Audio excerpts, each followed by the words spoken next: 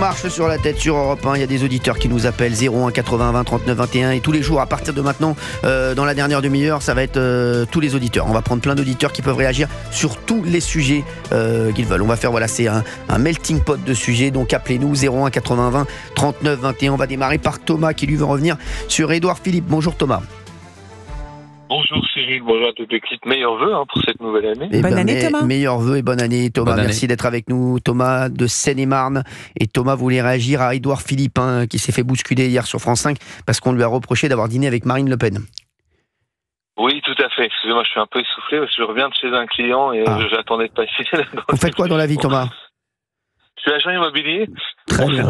Mais oui, c'est Thomas. C'est Thomas. Je connais très bien Thomas. Il est venu me voir. J'adore Thomas. Merci d'être là, Thomas. Ça me fait bien plaisir. C'est réciproque. Je t'adore aussi. Je crois que l'ensemble des Français t'adorent. T'es un amour. On voit Thomas. les audiences. Franchement, t'es un amour, Thomas. Merci beaucoup. Je t'ai rencontré et j'avais passé un très bon moment avec toi. Et j'espère qu'on va se revoir d'ailleurs. C'était réciproque. Et merci encore pour ce bon moment, comme dirait Valérie Trémoisin. C'est avec plaisir, Thomas. Et avec plaisir, vous revenez quand vous voulez. Vous êtes chez vous. Et c'est vrai. C'est très gentil. Bon, je pense que vous connaissant un petit peu Thomas, je pense que ce qui s'est passé hier sur France 5, ça doit pas être votre tasse de thé. Ah mais alors là, pas du tout, Cyril. Je trouvais ça d'un pathétique, excusez-moi, mais Édouard Philippe a un peu tendu le bâton pour se faire battre, parce que il vient là-bas pour se faire démolir. Exactement. Et ce que je trouve assez ridicule aussi, Cyril, je sais pas ce que vous en pensez, ce que l'équipe en pense, mais c'est quand même aussi incroyable, parce que on vous accuse chaque fois d'avoir un parti pris, mais regardez le parti pris de cette émission, c'est quand même extraordinaire. C'est insupportable.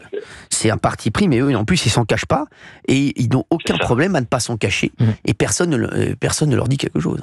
Personne. Exactement. Alors que vous êtes le seul, et sur toutes les chaînes du groupe, vous êtes le seul à inviter tous les partis politiques. Et on vous fait des procès d'intention comme ça, c'est infernal. Vous savez, il y a énormément de jalousie aussi, et je vais vous dire, c'est les audiences qui sont absolument incroyables en télé et en radio ne vont pas arranger ça. Ça dérange. Ça, c'est sûr radio, que là, ça va là pas. on va encore plus déranger Thomas, sachez-le, et en télé et en radio. Et donc voilà, je pense qu'il y a ça qui joue aussi. Il y a une espèce de jalousie. Et au lieu de se dire pourquoi ça marche, ils essaient de démolir le truc. C'est ça qui est fou. Au lieu de se demander pourquoi ça marche et pourquoi nous ça marche moins bien, mais ils se remettent jamais en question. C'est absolument insupportable. Gauthier Lebret. Vous imaginez qu'avec les audiences que vous faites sur TPMP, vous êtes à un peu plus de 2 millions tous les jours. Qui fait ça dans le PAF? Il n'y a que vous. Et on va déprogrammer cette chaîne, et vous vous rendez compte. Et il n'y en a pas un qui dit quelque chose. Alors, et je voudrais dire un petit truc, Thomas, c'est bien que vous me disiez ça, parce que j'en parlais tout à l'heure avec un ami animateur d'ailleurs, qui est très connu, qui est un de mes potes, et qui me disait c'est quand même incroyable pour C8, alors qu'ils vont donner une chaîne à des capitaux étrangers, puisque Monsieur Kretinsky, je ne connais pas, qui est certainement très sympa, va récupérer une chaîne alors que c'est des capitaux étrangers, alors que nous c'est des capitaux français, mais ça ne dérange personne, et j'ai pas vu limite, et je vais vous dire un truc qui va peut-être choquer, j'aurais préféré à la limite qu'il le donne aux médias.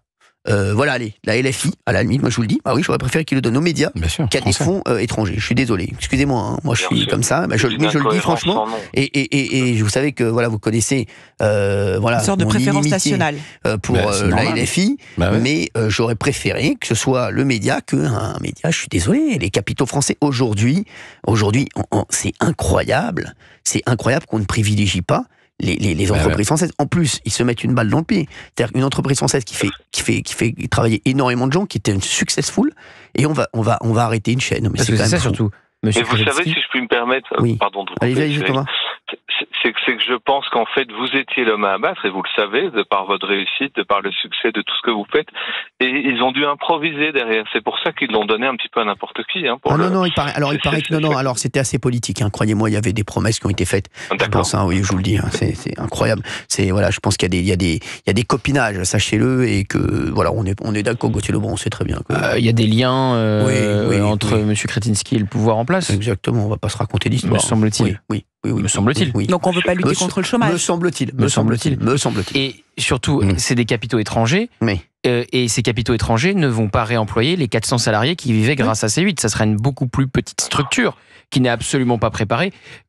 C'est bien de temps en temps de sortir de Paris parce qu'on voit des gens qui nous écoutent et qui nous regardent. Mais personne ne comprend qu'on puisse couper le signal d'une chaîne qui réunit tous les soirs 2,5 millions de personnes, qui est la première chaîne de la TNT, qui est même passée devant France 5 à la fin de l'année. C'est hallucinant. Mais c'est vrai que personne ne dit qu'il y a quand même une petite amitié quand même entre Monsieur Kretinsky qui récupère un des canaux et le pouvoir en place, on va le redire, Gauthier Lebret. Pareil que voilà, c'était un petit peu... Il y a eu plusieurs papiers, me semble-t-il, voilà, mais qui ne font jamais de rapport avec ce canal qui va être dédié donc à ce businessman, Monsieur Kretinsky. Que je n'entende pas un homme politique prendre la parole pour dire qu'il faut lutter contre le chômage. Je ne veux pas en entendre un. En fait. Moi aussi. Personne, aucun homme politique digne de ce nom, à part quelques personnes du Rassemblement National, ne sont montés au créneau pour dire... Alors, il y a pas mal de personnes du Rassemblement National. Il y a Jordan Bardella, il y a Marine Le Pen. Marine Le Pen a fait un tweet incroyable sur nous. Mais ce sont les seuls. Dès le début. Éric Ciotti.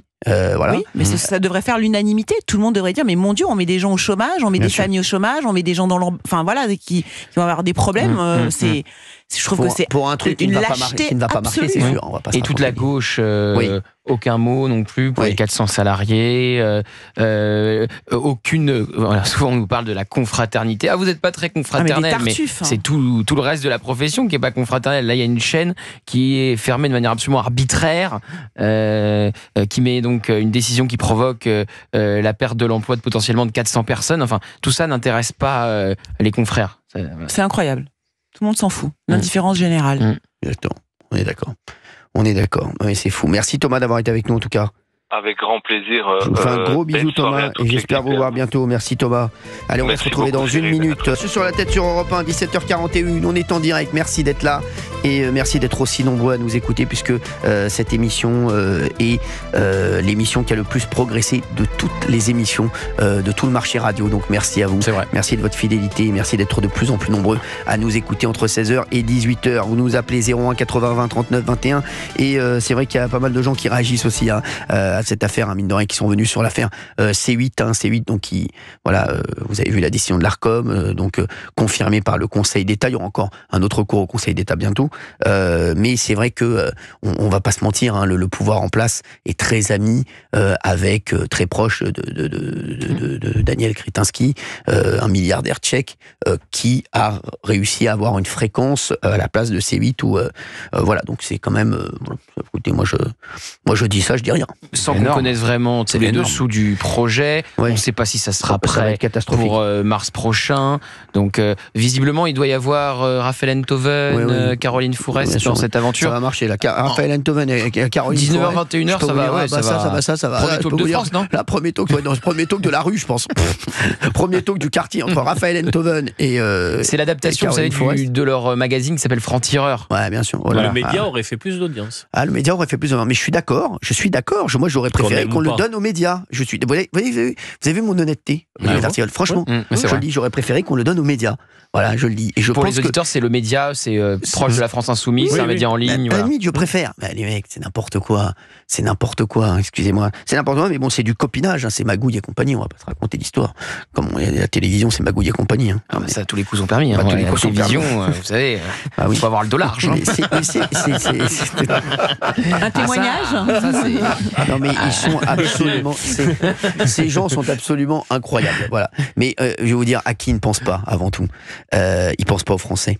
Et le pouvoir en place ne pense pas aux Français. Dans tout ce qu'ils font, ils ne pensent pas aux Français. Moi, je vais vous dire, à la limite, moi, c'est anecdotique ce qui m'arrive. Moi, je pense déjà à tous les gens qui travaillent avec moi. Ça m'énerve beaucoup plus. Mais moi, c'est anecdotique. Mais je pense à tous les Français qui nous écoutent sur Europe 1. On leur vole leur chaîne. On leur vole leur élection. On leur vole leur vie au quotidien. Leur travail. On leur vole leur travail. On leur vole leurs privilèges. On leur vole leur liberté depuis des années. On leur a volé énormément de choses depuis maintenant pratiquement 10 ans. Voilà, on va dire 8. Et c'est vrai que ça continue. Et ça continue, ça passe. Mais à un moment, les Français, ils vont en avoir vraiment ras-le-bol, je vous le dis. Et ça, c'est ce qui est en train d'arriver. Et voilà, ils attendent de pouvoir repartir, peut-être en 2027. Mais aujourd'hui, je vois les Français sont tristes. Énormément de Français sont tristes parce qu'on les a privés d'énormément de choses. On leur a enlevé beaucoup de choses, mais on leur a donné très peu de choses, par contre. On leur a rien donné. Voilà. Sur la dernière période, sur C8, il y a des témoignages qui m'ont beaucoup marqué et touché.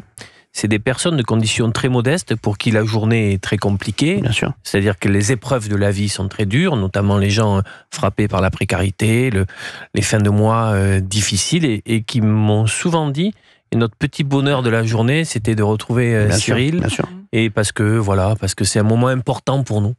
Et il y a eu beaucoup de témoignages comme ça. Mais nous, ça a été notre l'année dernière avec Valérie Benaïm, on a fait le tournée des salons du livre. Et en fait, 100%, mais 100% des gens ne comprennent pas. Je trouve que c'est complètement injuste, que c'est complètement arbitraire. C'est un divertissement qui est gratuit, la télévision et notre émission. Et pour elle et pour tous ces gens-là, c'était vraiment un divertissement incroyable le soir, une bouffée d'oxygène. Ils se marrent, ils s'invectivent, ils sont pas d'accord. C'est insupportable. Moi, j'en ai marre qu'on confisque des choses aux Français, et c'est ce qui se passe. Et aujourd'hui, on leur a volé leur élection aussi, parce que la dissolution, excusez-moi, c'était ni fait ni à faire.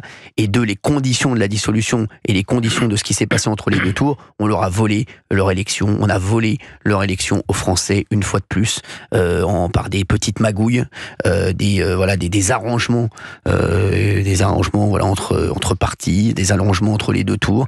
Et c'est insupportable parce que c'est comme ça dans tout. Je sais pas ce qu'en pensent nos auditeurs, mais j'aimerais bien qu'ils réagissent là-dessus également. On a Manuel qui est avec nous de Meurthe-et-Moselle sur Europe 1. Bonjour Manuel. Oui, bonjour à tous. Merci d'être avec nous Manuel. Qu'est-ce que vous pensez de ce que je dis là, en tout cas sur l'ensemble, et après on viendra sur le voile. Oui, là c'est le seul petit désaccord que je pourrais avoir avec vous, c'est que ça fait beaucoup plus longtemps que ça qu'on nous vole des choses. Oui, exactement. Je suis d'accord avec vous. Ça fait pas depuis Emmanuel Macron. Oui, ça fait à peu près 2005 a été une vraie rupture. Enfin, en tout cas moi dans ma vie politique, parce que j'étais très engagée, et depuis un peu comme tout le monde. J'ai laissé complètement tomber. Mais moi, j'ai l'impression que c'est pire maintenant. Excusez-moi. J'ai l'impression que ça se. Oui, peut-être parce de pire en que pire. c'était notre dernier espoir. On espérait cette fois-ci ne pas être entubé. Enfin, moi, j'ai jamais voté Macron, mais je pense que les gens, entre guillemets, c'était leur dernier espoir. Ils se disaient oui, quelqu'un qui se présente au-dessus des partis et tout. Enfin, voilà. Et puis on est encore plus déçus, quoi. Voilà. Ouais. Voilà, et puis bon, non, mais des capitaux étrangers, j'adore parce qu'il y a des gens qui me disent oui, il fait partie des seuls mecs qui peut investir en France, alors qu'on avait quand même un investisseur qui s'appelle Vincent Bolloré, qui investit dans les médias et qui fait énormément de bien en France, et qui permet d'employer énormément de gens, et qui est quelqu'un pour oui, mais il est de droite, ça va pas, ça. C'est alors, nul.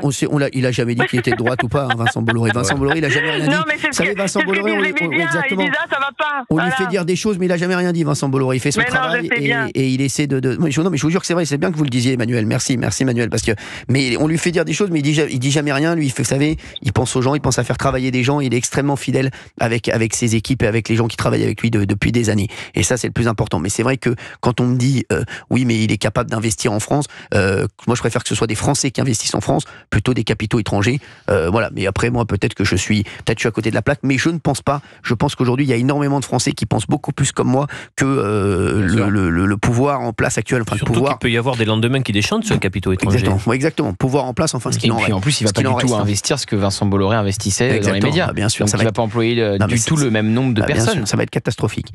Manuel, dites-moi, vous voulez réagir? Oui, parce que moi je suis une mamie, enfin une jeune mamie, mais une mamie quand même. Oui, tout le monde me dit ça, mais enfin bon, j'ai l'âge d'être mamie, j'ai 53 ans.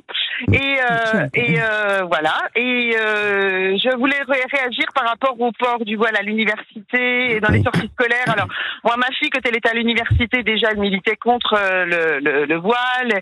Et moi, dans les sorties scolaires aussi, j'accompagne des fois, enfin, j'ai accompagné mes enfants et je vais accompagner ma petite fille, j'espère, dans les sorties scolaires. Et là, je voulais rajouter, en plus, il faudrait rajouter à la crèche.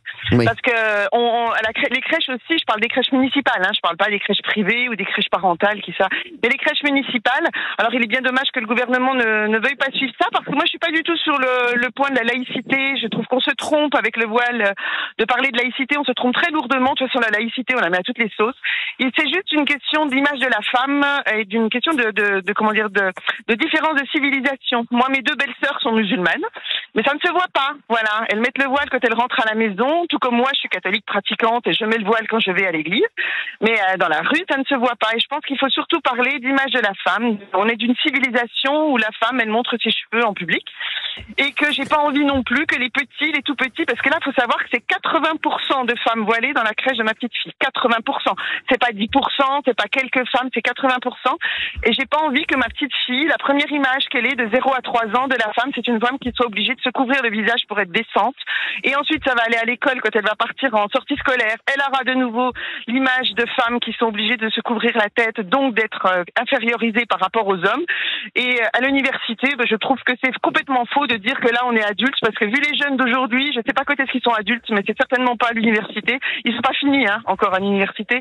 Donc je pense qu'il faut interdire le voile tout court, c'est tout. Et puis voilà. Vous êtes donc d'accord avec notre ministre de l'Intérieur, Bruno Retailleau. D'ailleurs, demain, on vous donnera des chiffres sur Bruno Retailleau. Vous allez voir, c'est absolument incroyable. Merci Manuel d'avoir été avec nous sur Europe 1. Merci à vous et continuez, nous on vous aime. Vous êtes un amour, merci d'être là, merci beaucoup. Vous allez voir, vous allez vous amuser à la télé avec Raphaël Enthoven et le Club des philosophes. Oh oui. Oui. Vous allez voir, je pense que les audiences vont être incroyables. Merci à ce milliardaire tchèque. Et si ça fait un crash, comment ils font? Mais ça va faire un crash. Comment ils vont tenir? Mais ils vont pas tenir, ça va être un fiasco total, on le sait très bien. Et donc il pourrait revendre la chaîne? Non, il va rester comme ça et puis il va perdre de l'argent. Il a dit qu'il a voulu la chaîne, il a demandé au président de l'avoir, le président lui a donné, il va falloir qu'il... Mais comment il va mettre du flux 24 heures sur 24 comme ça? Je sais pas ce qu'il va mettre comme flux, mais bon, ça va être très drôle, vous inquiétez pas. En tout cas, on va rigoler. Vous inquiétez pas qu'on va rigoler. Il y aura des débriefs, à mon avis. Je pense qu'on va rigoler. Je pense que je vais faire des débriefs. Ce sera sur quel canal? Forcément le 8? Non, pas du tout. Je sais pas où ils vont les mettre, mais à mon avis, je sais pas. Mais en tout cas, c'est vrai que voilà, ces gens qui me disent oui, c'est des capitaux étrangers, mais il investit en France. Laissons les Français investir en France en priorité. D'abord, on n'a pas, surtout dans les médias et surtout quand on a quelqu'un on a un groupe comme le nôtre, qui investit énormément, alors que qui sont des professionnels, alors que, excusez-moi, je ne crois pas que ce soit des professionnels ceux qui ont eu ce canal. Oui. On échange beaucoup avec les chauffeurs de taxi à Paris. Oui. Mais il n'y a pas un chauffeur de taxi, quand il me reconnaît et qui me parle de vous, Cyril, qui ne me rapproche pas cette décision d'une dictature. Alors, évidemment pas. Mais ce que je veux dire, c'est que dans l'opinion publique, bien sûr. c'est perçu comme une démocratie autoritaire. Non, comme une décision despotique qui n'a pas envie à... Écoutez-moi, ils font ce qu'ils veulent de toute façon. Et sachez-le, comme je l'ai dit, ils ont volé aux Français leur liberté pendant certaines crises. Ils ont volé aux Français leur élection. On devait s'auto-signer son petit papier. Exactement, ils ont volé les élections aux Français. Là, encore là, avec la dissolution et ce qui s'est passé entre les deux tours, ils ont volé les élections français. Et là, ils leur volent encore leur dernier loisir gratuit. Voilà, leur dernier divertissement gratuit. Quand je vous dis qu'il y a quand même des choses qui se passent ici qui sont quand même très très curieuses, et quand on sait la proximité du monsieur qui a eu la chaîne avec le pouvoir en place, on peut quand même se poser quelques questions, et on se les pose un Gauthier Lebray. Forcément, quand vous avez quelqu'un qui a un canal du jour au lendemain avec un projet qui n'est absolument pas prêt, qui ne décide pas d'employer le même nombre de salariés, d'investir le même flux financier, il y a des liens qui ont été pointés du doigt entre M. Kretinsky et le plus haut sommet de l'État. Alors je tombe des nues. Le thé de Toblerone, je tombe des nues, ça veut dire que l'Arcom n'est pas indépendant? Je sais pas, si, bien sûr, l'Arcom est indépendante, mais voilà. Sous influence. Non, on dit rien. Non, je m'interroge. C'est une question. Je pose des questions et c'est Gauthier qui répond. Moi, ce qu'on me dit, c'est que l'Arcom est indépendant. Ça, c'est sûr. Ça, je vous le dis, c'est sûr. Mais voilà, écoutez, ils ont pris des décisions. Après, est-ce que il faut penser d'abord aux téléspectateurs et aux Français? Moi, je me lève tous les matins pour 3 choses: le bleu, le blanc, le rouge. Et pour les Français, tous les jours. Je vous jure que c'est vrai. Le public même qui vient vous voir. Moi, je vais vous dire, j'aurais pu arrêter. Mais moi, je suis là parce que j'aime les Français, j'aime ce que je fais, j'aime Europe 1, j'aime C8, bien entendu, et je suis heureux de retrouver les Français tous les jours, et j'essaie de faire un petit peu bouger les choses pour eux, et je les aime profondément, et j'essaie de leur rendre ce qu'ils m'ont donné. Merci.